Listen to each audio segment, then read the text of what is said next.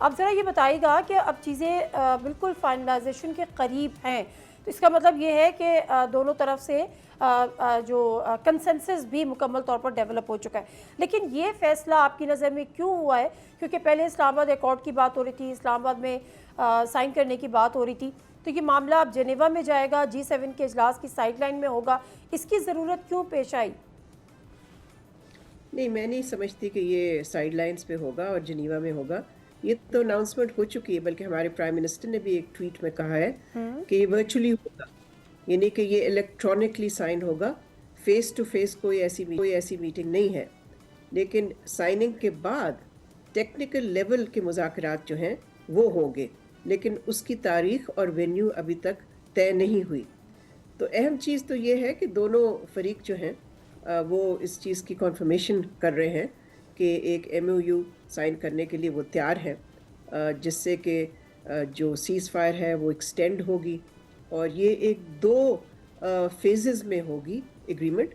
پہلے تو یہ اگریمنٹ ہوگی جس میں کہ سیز فائر ایکسٹینڈ ہوگا، اور اسٹیٹ آف ہارموز اور بلاکیڈ کے حوالے سے دونوں سائڈ جو ہیں وہ اپنی طرف سے جو انہوں نے ایکشن لینا ہے وہ لیں گی. اسٹریٹ آف ہارموز کھل جائے گا اس میمورینڈم کے مطابق. اور پھر دوسرے مرحلے میں جو جوہری ایشو ہے، جو جی جی. ظاہر ہے زیادہ پیچیدہ ہے، زیادہ کمپلیکیٹڈ ہے، وہ پھر دوسرے مرحلے میں، دوسرے فیز میں ہوگا. اچھا، تو جو پہلے بات ہو رہی تھی، جب اس وقت بھی کہا جا رہا تھا کہ عنقریب ایم او یو سائن ہو جائے گا، اس وقت یہ بات ہو رہی تھی کہ 30 ڈیز ادھر اور 60 ڈیز پر یہ جائے گا، اور اس دوران انڈرسٹینڈنگ بھی ڈیولپ ہوگی، اس دوران معاہدے پر عمل درآمد بھی ہوگا، اور اگر عمل درآمد ہو گیا اسی طرح تو پھر اس کو فائنل ایگریمنٹ کی طرف جایا جائے گا. ابھی بھی یہی پروسیس فالو کیا جائے گا؟ لگتا تو یہی ہے، جیسے میں نے پہلے عرض کیا کہ دو فیزز میں ہوگا.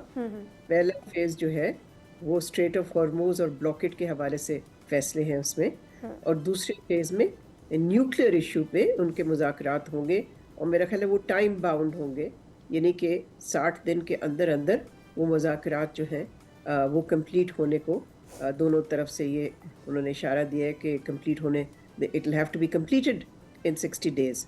اب دیکھنا یہ ہے کہ وہ جو سیکنڈ فیز والا ہے وہ ایک کمپریہنسو سیٹلمنٹ ہوتا ہے، اس لیے کہ اگر وہ کمپریہنسو سیٹلمنٹ نہیں ہوگا پھر تو ایشوز رہ جائیں گے، اور پھر ظاہر ہے مسئلے مسائل بعد میں فیس کرنے پڑیں گے. لیکن یہ بہت ہی بڑی، میں سمجھتی ہوں کہ بہت ہی بڑی ڈیولپمنٹ ہے، بہت ہی خوشائند بات ہے. پاکستان کے لیے بہت ہی بڑی